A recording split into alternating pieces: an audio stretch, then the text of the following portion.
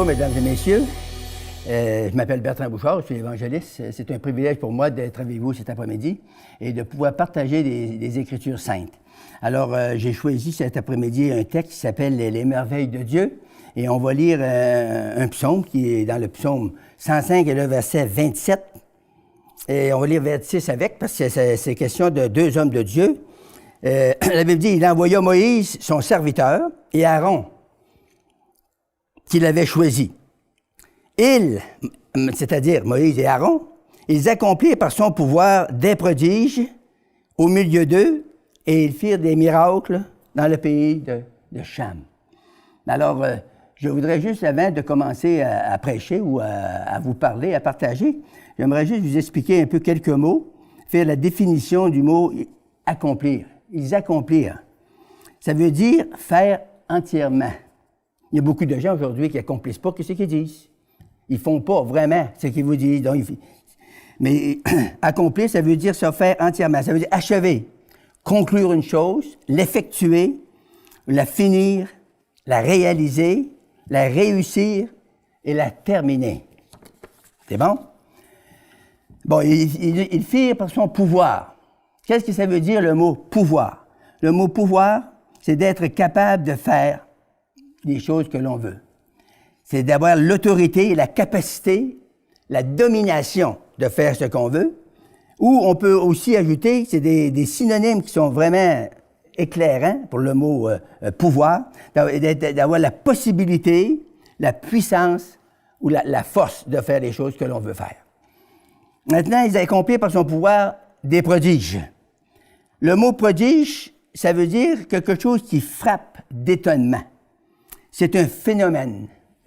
Un prodige, c'est quelque chose de surprenant et de miraculeux. Un prodige, c'est un signe. C'est un tour de force.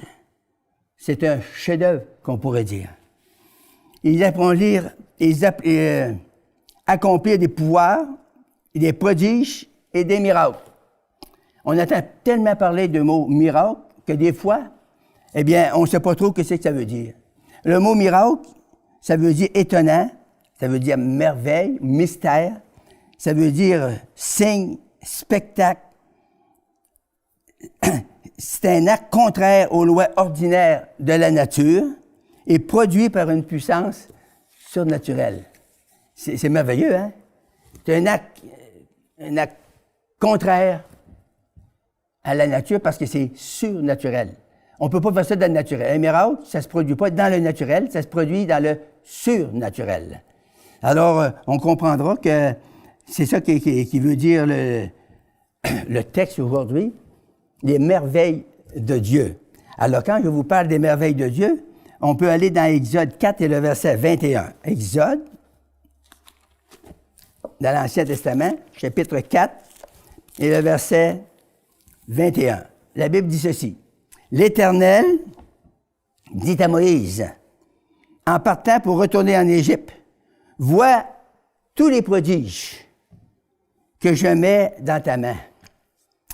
Je ne sais pas si vous me suivez. Les prodiges que je mets dans ta main. Un croyant, il y a des prodiges dans ses mains. Il y a la puissance prodigieuse, miraculeuse dans ses mains. Il dit, tu les feras devant Pharaon, et moi, j'endurcirai son cœur, et il ne laissera point aller le peuple.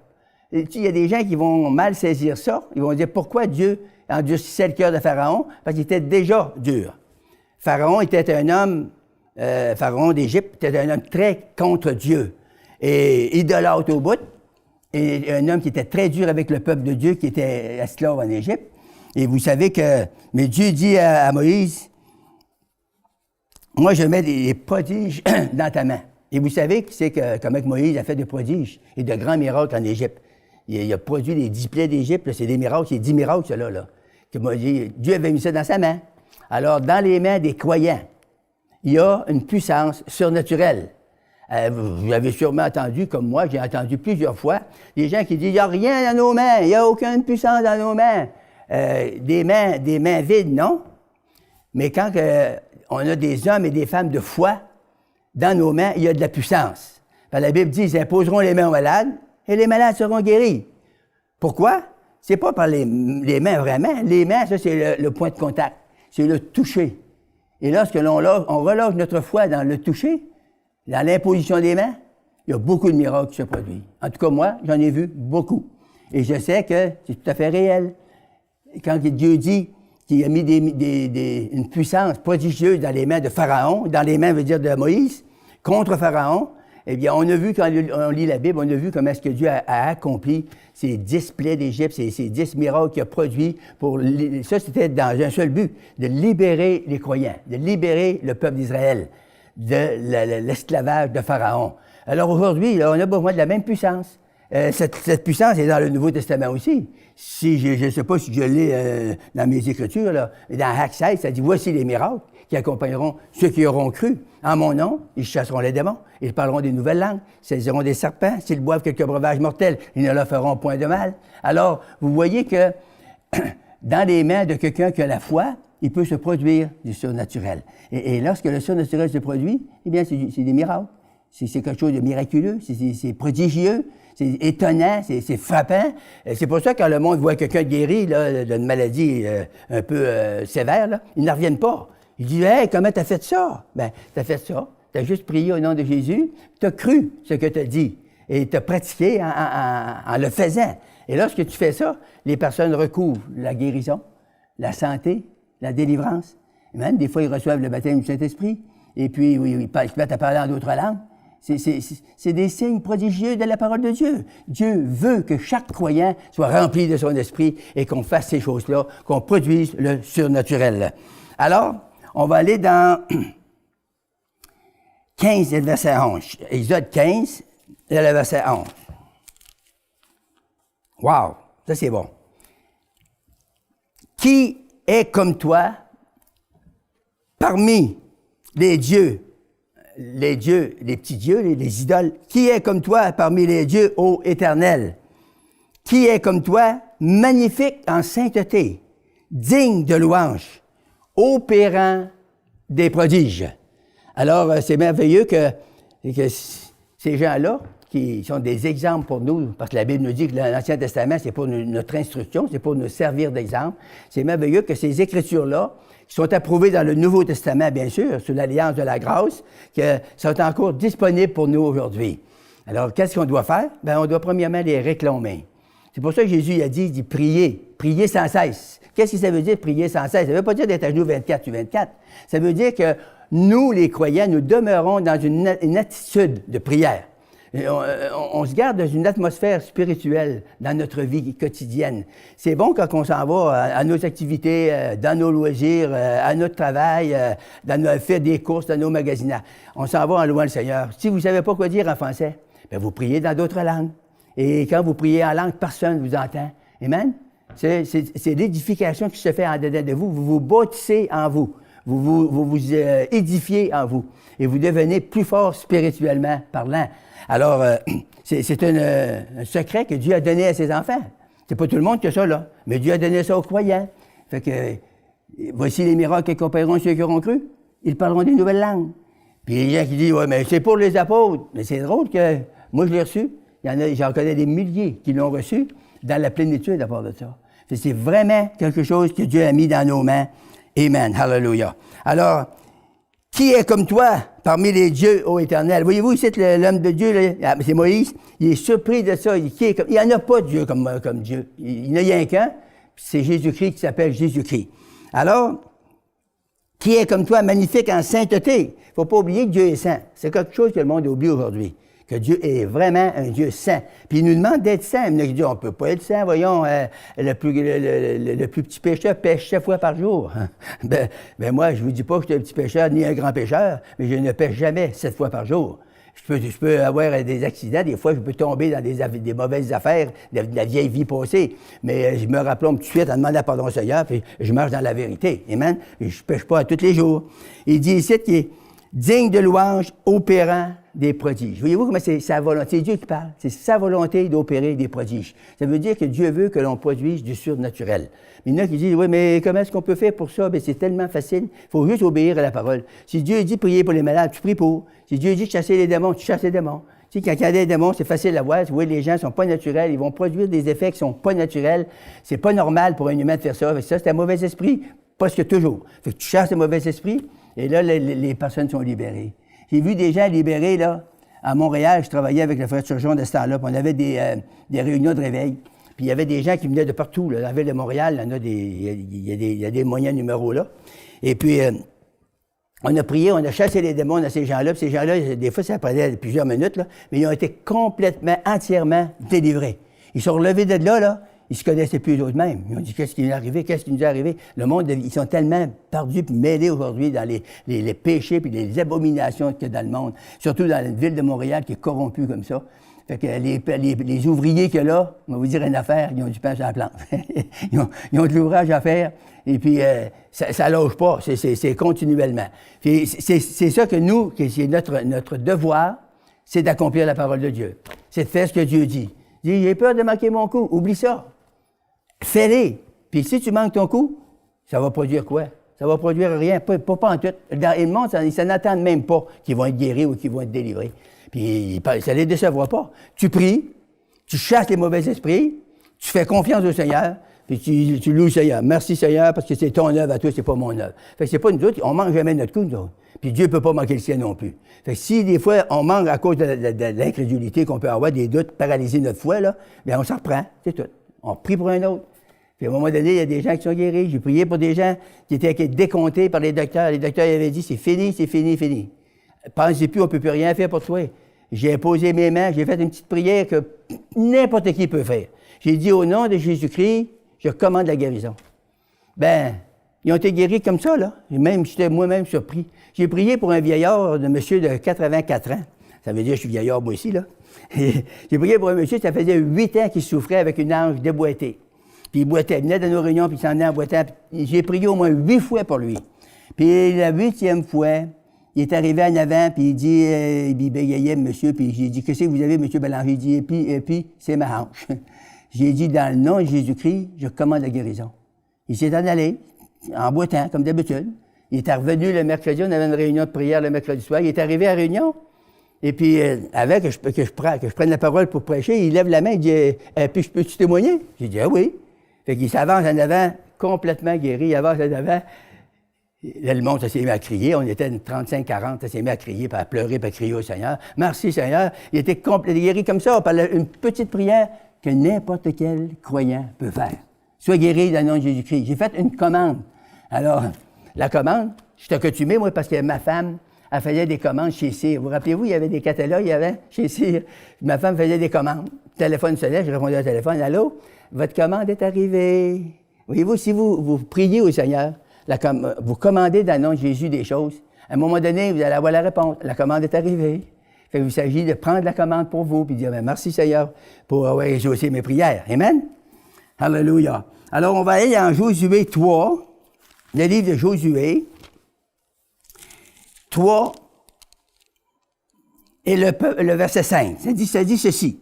Là, c'est beau. Josué dit au peuple, il prêchait au peuple d'Israël, « Sanctifiez-vous, car demain, l'Éternel fera des prodiges au milieu de vous. » Josué, il n'a pas dit, Josué, c'était le bras droit de Moïse. Puis quand Moïse est parti, qui a été décédé, et c'est Josué qui a remplacé Moïse, qui était le successeur de Moïse. Et Josué, il a dit au monde, il dit, « Sanctifiez-vous, car demain, l'Éternel fera des prodiges au milieu de vous. » C'est qui a fait dire ça à Josué? C'était qu'il avait suivi Moïse pendant des années. Il avait vu les prodiges et les miracles surnaturels que Moïse avait produits par la puissance de Dieu, parce que Dieu travaillait à travers Moïse de façon surnaturelle. C'était le seul homme que Dieu parlait face à face sur la montagne, dans une montagne en feu. Et Dieu a parlé à Moïse, à son serviteur. Et Dieu il a dit des choses, il a révélé des choses pour le peuple d'Israël. Mais Josué, il a tout vu ça, lui. Puis il a dit, bien, si Moïse l'a fait, là, puis Dieu va servir, c'est moi qui remplace Moïse, Dieu va faire la même affaire. Et il a fait confiance au Seigneur. Il a dit au peuple d'une journée d'avance, là, sanctifiez-vous, demain, l'Éternel fera des prodiges au milieu de vous. Et vous savez comment Dieu s'est servi de Josué, l'a utilisé pour faire rentrer le peuple d'Israël, les sortir du désert et les faire rentrer dans le pays promis. Il les a fait rentrer dans la terre promise. Dieu l'avait promis, Dieu l'a fait. Dieu vous a promis quelque chose, Dieu va le faire. Et vous avez une promesse dans votre cœur, ça fait des années, Dieu va l'accomplir en vous. Pourquoi? Parce qu'il ne peut pas mentir, Il ne peut pas faillir. Amen. Il est obligé de le faire. Fait qu'est-ce qu'on a à faire, nous autres, de ce temps-là? Bien, on a juste à s'asseoir sur les promesses de Dieu, puis dire, Seigneur, je te fais confiance. Amen. Vous faites confiance à Jésus. Et quand vous faites confiance à Jésus, bien, il ne peut pas vous décevoir, il est obligé d'agir. Il faut qu'il agisse. Un jour ou l'autre. Des fois, ça prend un peu de temps. Ça ne veut pas dire que vous allez prier, vous allez l'avoir tout de suite. Non. Des fois, ça prend un peu de temps. Et je pourrais vous dire même, des fois, ça peut prendre pas mal de temps. Là-dedans, il y a deux choses. Il y a votre foi, mais il y a aussi la volonté de Dieu. Dieu est souverain. Dieu, il nous connaît, chacun de nous, en particulier, il nous connaît tous, parfaitement. Il connaît même les désirs de nos cœurs. Il nous connaissait même avant qu'on vienne au monde. On était dans la pensée de Dieu avant qu'on vienne au monde, dans le sein de notre mère. Et Dieu sait si la chose est bonne pour nous dans ce moment-là ou s'il faut attendre un peu. Nous autres, les humains, on ne veut pas attendre. On voudrait tout de suite, on est habitué avec l'électricité. On lève le bouton, la lumière est là. Que la lumière soit, la lumière fut. Mais des fois, j'ai reconnu, avec la longueur des temps, ça va faire 60 ans en juin que je suis sauvé cette année, que j'ai reconnu le Seigneur. Et des fois, j'ai prié avec ferveur, avec foi. Et je savais que j'avais touché le trône de grâce. Et pourtant, la promesse, ça l'étirait, ça l'attendait. Et là, tout d'un coup, un bon matin, je ne m'en attendais plus, ça s'accomplissait comme ça. Puis là, je réfléchis, tu sais, on réfléchit de ce temps-là. Là, j'ai dit, pourquoi que le Seigneur ne l'avait pas fait de ce temps-là? Et là, l'Esprit me montrait que là, c'est le temps, regarde, là, tu es béni avec. Si je l'aurais fait de ce temps-là, ça n'aurait pas été pareil. Puis c'est absolument vrai. Dieu, il travaille pour notre bien. Il est toujours pour notre bien. Puis des fois, nous autres, on est tellement pressés, puis on est tellement urgents dans les affaires. Hey, il veut l'avoir tout de suite. Moi, je suis un gars comme ça, là. Mais des fois, il faut attendre, il faut être persévérant. C'est ça, la Bible nous dit, dans Hébreux 6, ceux qui ont la foi et la persévérance vont hériter les promesses. Alors, je ne sais pas si vous saisissez ce que je veux dire. J'espère que ça va être clair. Ceux qui ont la foi en Jésus et qui persévèrent dans cette foi-là. Persévère, ça veut dire ça, pas lâcher. Jusqu'à temps que tu l'aies. Puis tout d'un coup, ça va s'accomplir. Un jour ou l'autre, il faut que tu sois certain de ça à 100%. C'est ça qu'est la foi. La foi, c'est une substance. La foi, c'est une ferme assurance, qu'on a dit tout à l'heure. Des choses qu'on espère. Et c'est une démonstration, c'est une évidence, c'est une manifestation des choses qu'on ne voit pas. Et c'est à peu près ça, mes amis. Et si on va dans le psaume 77, psaume 77,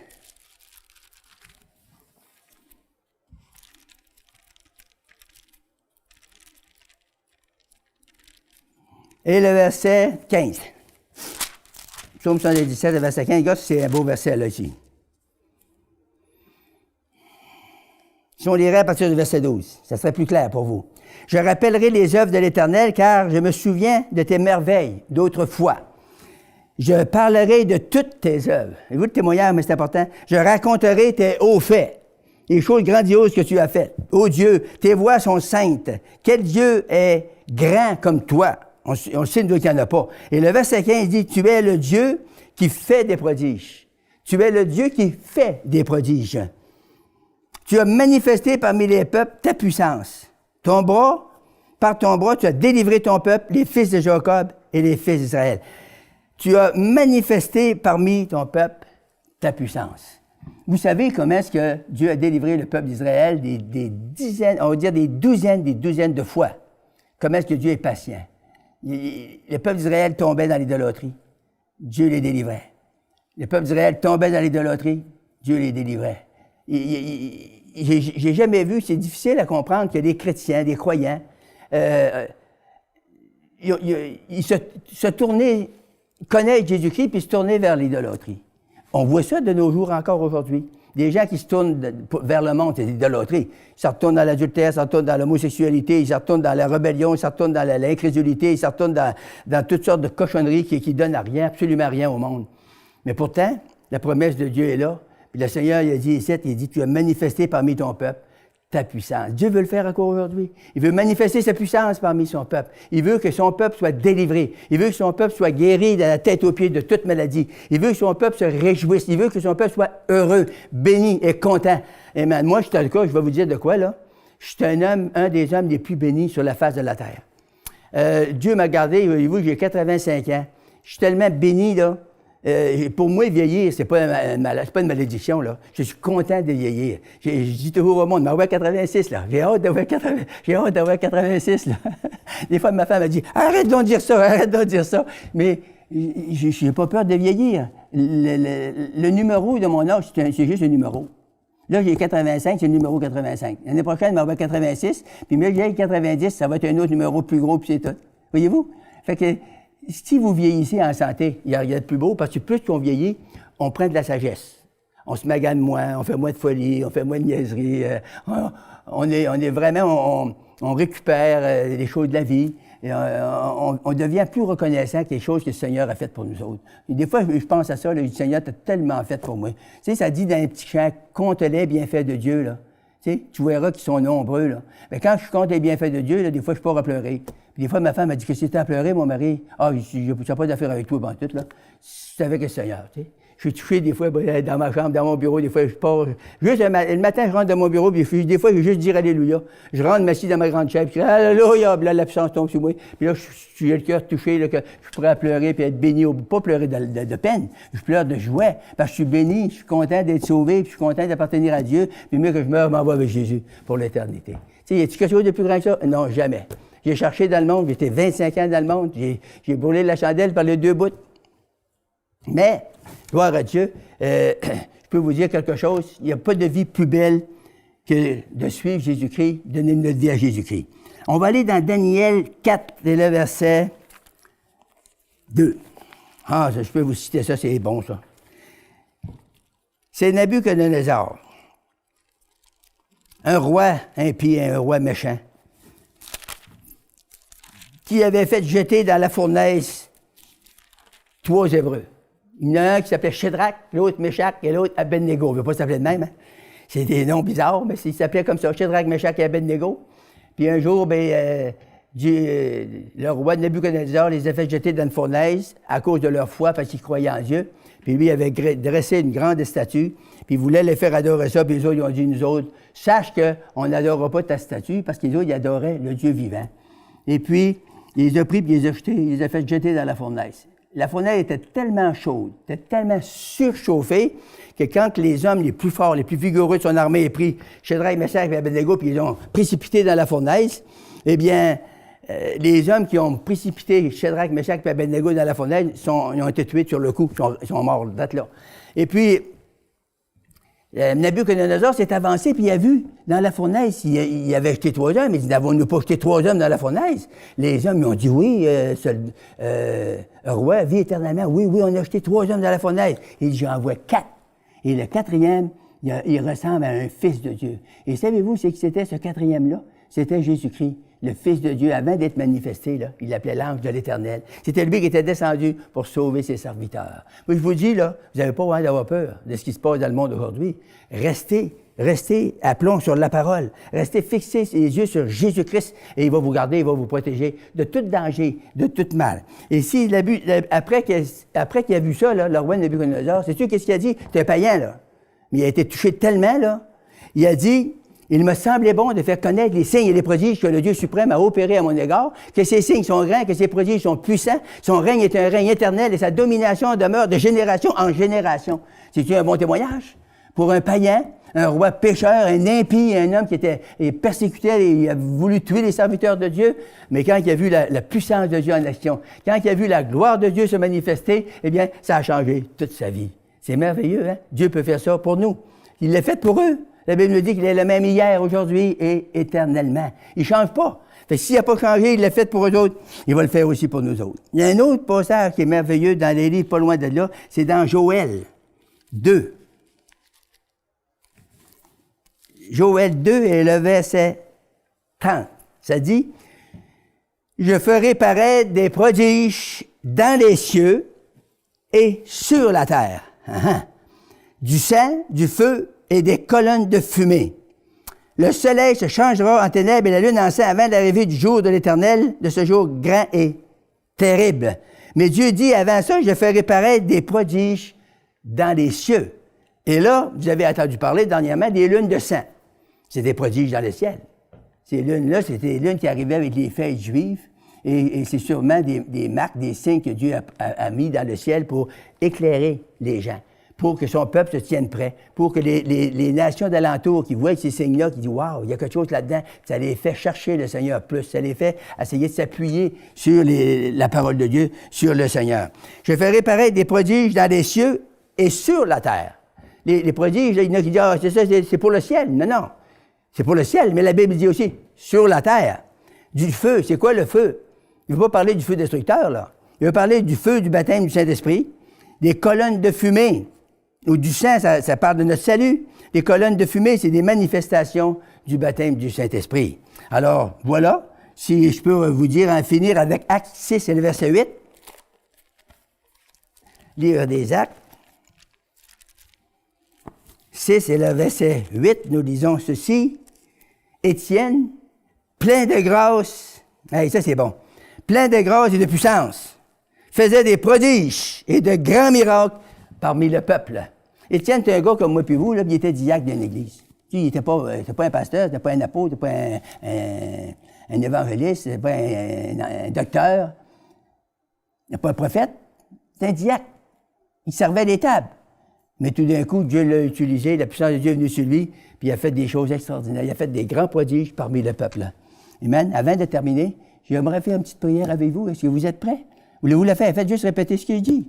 Seigneur Jésus-Christ, je t'accepte dans mon cœur en ce moment comme mon Sauveur et mon Seigneur. Je te remercie d'avoir versé ton sang sur la croix du Calvaire pour laver mes péchés et je reçois l'effet, Seigneur, les bénéfices de ton sacrifice que tu as fait pour moi. Merci de m'avoir sauvé en ce moment, de m'avoir guéri de toute maladie, de toute infirmité, de me remplir du Saint-Esprit, Seigneur, et de feu, et de me donner la prospérité et pourvoir à mes besoins que j'ai besoin, mes besoins financiers, Seigneur. Merci de me secourir, merci de m'aider. Merci, Seigneur, d'être mon Sauveur, mon Seigneur, mon berger, mon libérateur. Amen. Hallelujah. Souffle, Seigneur, sur chacun qui a écouté la parole cet après-midi. Dans le nom puissant de Jésus-Christ, je le décrète maintenant. Amen.